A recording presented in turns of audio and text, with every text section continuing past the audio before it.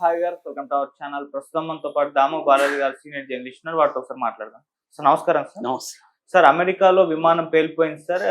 కొంతమంది చనిపోయారు, చాలా మందికి గాయాలైనట్టుగా వార్తలు వస్తున్నాయి. అయితే దీని వెనకాల ఏమన్నా ఉగ్రకుట్ర ఉందా అని చెప్పేసి కూడా అనుమానాలు వ్యక్తపరుస్తున్నారు సార్. మరి ఎలా జరిగింది ఈ ప్రమాదం? మరి అమెరికాలో ఈ మధ్య కాలంలో చూసుకుంటే ప్లేన్ క్రాష్లు చాలా సర్వసాధారణంగా జరుగుతున్నాయి. దీనికి గల కారణాలు ఏంటి? ఈ మధ్య మన ఇండియా పాకిస్తాన్ మధ్య వార్ వచ్చిన తర్వాత కొన్ని విమాన ప్రమాదాలు జరుగుతున్నాయి. ఈ ప్రమాదాలకి ఏమన్నా టెర్రరిజంతో లింక్ ఉందా అన్న డౌట్లు అయితే వస్తున్నాయి. అట్లాగే అమెరికాలో కూడా ఈ మధ్యకాలంలో చాలా ప్రమాదాలు మనం వింటున్నాం. ఫ్లైట్ క్రాషెస్ చాలా వింటున్నాం. దీనికి పాలస్తీనా లేకపోతే ముస్లిం టెర్రరిజానికి ఏమన్నా ఇస్లామిస్ట్ టెర్రరిజానికి ఏమన్నా లింక్ ఉందా అని. ఎందుకంటే ఇజ్రాయెల్ పాలస్తీనాలో బీభత్సమైన వైలెన్స్ చేస్తుంది. దాదాపు గాజాలోనే 50,000 మందిని చంపేసింది. అందులో సగానికి పైన పిల్లలు ఉన్నాడు. ఇప్పుడు కూడా దాదాపు 23 లక్షల మంది పాలస్తీనాలను గాజా నుంచి ఖాళీ చేయించి ఆ గాజా ప్రాంతాన్ని కంప్లీట్గా అమెరికా అండ్ ఇజ్రాయెల్ ఆక్యుపై చేసుకోవాలన్న ప్లాన్లో ఉండి అక్కడ రియల్ ఎస్టేట్ డెవలప్ చేయాలని ట్రంప్ అల్లుడు కూడా ఆ మధ్య ప్రకటించాడు. సో ఇందువల్ల ఏముందంటే ముస్లింలని పెద్ద ఎత్తున ఊచకోతకు వస్తున్నారు. కాబట్టి ముస్లిం టెర్రరిస్టులు అమెరికాలో కావచ్చు మిగతా దేశాల్లో కొంత ఈ టెర్రరిస్ట్ యాక్టివిటీని పెంచి ఫ్లైట్లను కూల్చేయడం లేకపోతే బాంబులు పెట్టి పేల్చేయడం ఇవన్నీ చేస్తున్నారు అన్న డౌట్లు వస్తున్నాయి. మొన్న కూడా అమెరికన్లో ఉండే ఇజ్రాయెల్ ఎంబసీ దగ్గర ఒక అటాక్ అయితే జరిగింది. ఇలాగా రిటాలియేటరీగా చేస్తున్నారు. మొన్న ఇండియాలో కూడా ఒక ఫ్లైట్ ఢిల్లీ నుంచి శ్రీనగర్ వస్తున్న ఇండిగో ఫ్లైట్ 6E2142. సో ఇది కొద్దిసేపు గాల్లో టర్బులెన్స్కి గురైంది. దీనికి కూడా ఏమన్నా పాకిస్తాన్ అటాక్ ఏమైనా జరిగిందా అనే డౌట్ వచ్చింది. దాని తర్వాత దీని మీద ఎంక్వైరీ జరిగిన తర్వాత ఇది వడగళ్ళు దీని మీద పడడం వల్ల పెద్ద ఎత్తున స్టామింగ్ అనేది జరిగింది. థండర్ బోల్ట్స్ అవన్నీ వచ్చాయి, పిడుగులు అవి. సో అలాంటి ఒక పిడుగుబడి ఇది హోల్ పడింది ముందు, దానివల్ల టర్బులెన్స్కి గురైంది. లాహోర్లో అంటే పాకిస్తాన్ ఎయిర్ స్పేస్గా ఉపయోగించుకుంటే ఈజీ అయ్యిండేది, కానీ వాళ్ళు అలౌ చేయలేదు. సో దాంతో చాలా కష్టపడి మొత్తానికి ల్యాండ్ చేశారు. సో ఇలాగా రకరకాలుగా సివిలియన్ ఫ్లైట్స్ మీద అటాక్స్ జరుగుతున్నాయన్న డౌట్ వస్తుంది. ఈ నేపథ్యంలో అమెరికాలో ఒక ఫ్లైట్ పేలింది, అది కూడా జనావాసాల మీద పడింది. సో దాంతో ఒక్కసారిగా ప్రపంచం ఉలిక్కిపడిన పరిస్థితి ఏర్పడింది. అసలు ఆ ఫ్లైట్ ఏంటి, ఎందుకు పడింది, అసలు అమెరికాలో ఎక్కువగా ఫ్లైట్స్ కూలిపోవడం వెనక కారణాలు ఏంటి అనేది మనం చూద్దాం. ఇది వచ్చి సెస్నా సైటేషన్ 2 అనే ఫ్లైట్.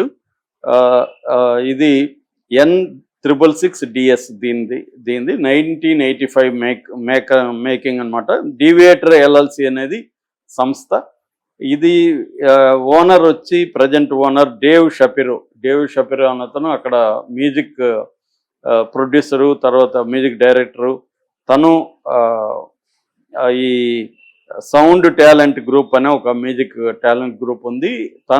దీంట్లో తన డ్రీమ్ అంటే డ్రమ్మరు, మ్యూజిక్ బుకింగ్ చేసే ఏజెంటు, వీళ్ళందరూ కలిసి 6 మంది ప్రయాణిస్తున్నారు. ఇదేంటంటే ఒక బిజినెస్ జెట్ అంటారు వీటిని.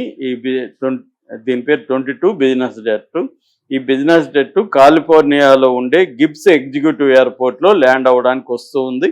శాన్ డియేగోలో వస్తున్నప్పుడు సడన్గా అది ఒక మొత్తం ఫెయిల్యూర్ అయిపోయింది. ఎయిర్ ట్రాఫిక్ కంట్రోల్ వీళ్ళంతా కూడా చేతులు ఎత్తేసారు.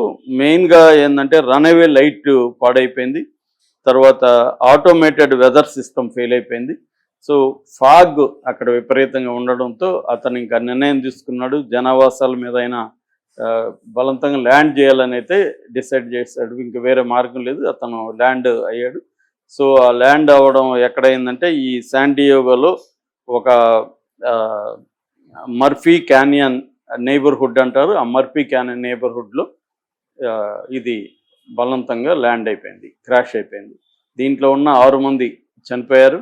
అట్లాగే 15 ఇండ్లు నాశనమైనాయి. ఒక ఇల్లు అయితే కంప్లీట్గా నాశనం అయిపోయింది. దాదాపు ఒక 8 మంది నుంచి 10 మంది వరకు గాయపడ్డారని తెలుస్తుంది ప్రజలు. అట్లాగే 100 మందికి పైన ఇండ్లలో నుంచి వాళ్ళు అక్కడ నివసిస్తున్న వాళ్ళని వెకేట్ చేశారు, చేసి వేరే చోట వాళ్ళని తీసుకెళ్ళి పెట్టారు. సో ఇప్పుడు ఈ ప్రమాదం మీద ఎంక్వైరీ జరుగుతుంది. ఇదేమన్నా టెర్రరిస్ట్ యాక్టివిటీ ఏమన్నా ఉందా దీని వెనక అనైతే ఎంక్వైరీ జరుగుతుంది. ఇప్పటివరకు అయితే వాళ్ళు చెప్తున్నది, నేను చెప్పిన ఫాగ్ ఈ వెదర్ ఎఫెక్ట్ వల్లనే జరిగింది అనేది అయితే చెప్తున్నారు. ఇంకా కూడా ఎంక్వైరీ చేసే అవకాశం ఉంది దీని వెనక ఏమన్నా ఉందా. ఎందుకంటే ఫాగ్ ఆటోమేషన్ ఫెయిల్ అవ్వడం వెనక టెర్రరిస్ట్ యాక్టివిటీ కూడా ఉండొచ్చు. ఎందుకంటే సైబర్ అటాక్స్ కూడా జరుగుతాయి. సైబర్ అటాక్స్ జరిగినప్పుడు అక్కడ జిపిఎస్ సిస్టమ్స్ మీద అటాక్ చేయడం, వాటిని జామ్ చేయడం, ఇవన్నీ కూడా జరుగుతాయి. ఈ మధ్యనే మన 0 డే అనే ఒక వెబ్ సిరీస్ వచ్చింది రాబర్ట్ డీనోది. దాంట్లో కూడా ఇలాగే వాళ్ళు మొత్తం ఈ సిస్టమ్స్ మీద అటాక్ చేస్తారు, సైబర్ సిస్టమ్స్ మీద. దాంతో అనేక ఫ్లైట్లు కూలిపోవడం, ట్రైన్లు కొట్టేసుకోవడం, అంటే మారిపోతాయి మొత్తం. ఈ నావిగేషన్ సిస్టమ్ కంప్లీట్గా డిస్టర్బ్ అయిపోతుంది ఆ వెబ్ సిరీస్లో. అలాగా ఏమన్నా టెర్రరిస్ట్ యాక్టివిటీలు జరిగాయా అన్న అనుమానం కూడా ఉందని చెప్తున్నారు. అయితే ఓవరాల్గా అమెరికాలో మొన్న కూడా ఈ ఇయర్లోనే అలస్కా ఎయిర్లైన్స్ ఫ్లైట్ 1282 అది కూడా క్రాష్ అయింది. సో ఈ మధ్యకాలంలో బాగా క్రాష్ అవుతున్నాయి. ముఖ్యంగా ట్రంప్ వచ్చి నాకు పెరిగాయని చెప్తున్నారు.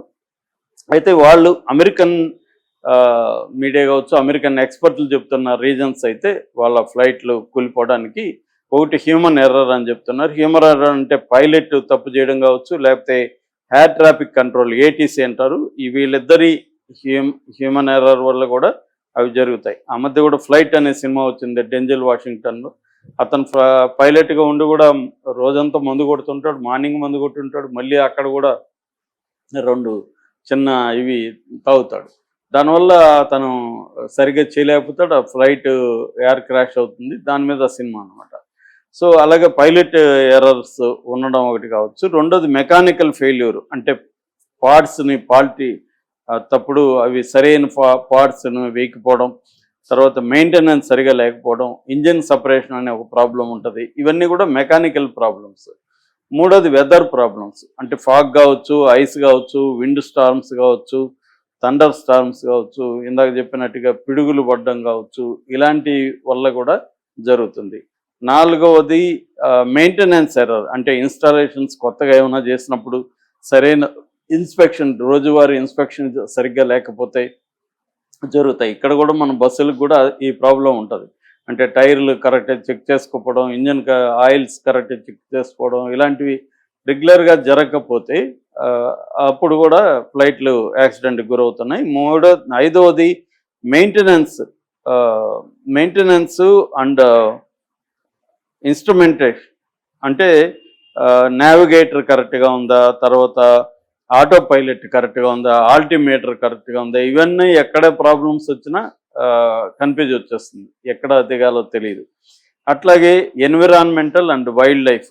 ఎన్విరాన్మెంటల్ వైల్డ్ లైఫ్ అంటే ఇప్పుడు బర్డ్స్ వల్ల కూడా చాలా ఫ్లైట్లు కూలిపోయిన సందర్భం, బర్డ్స్ వచ్చి ఢీకొనడం.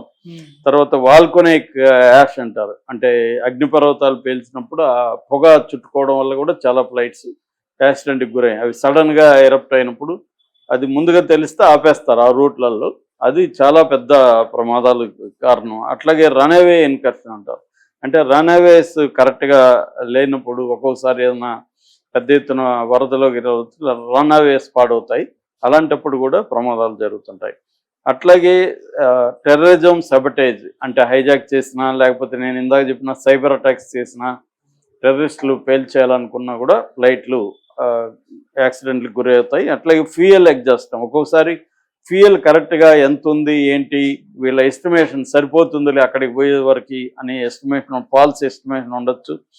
సో అలాంటి మిస్కాలిక్యులేషన్స్, నావిగేషనల్ ప్రాబ్లమ్స్ వల్ల కూడా కూలిపోయే అవకాశం ఉంది. అట్లాగే డిజైన్ అండ్ మ్యానుఫ్యాక్చరింగ్, అసలు ఆ ఫ్లైటే మ్యానుఫ్యాక్చరింగ్లోనే కొన్ని ఫాల్టీ డిసిషన్స్ వల్ల కొన్ని తప్పులు జరగచ్చు.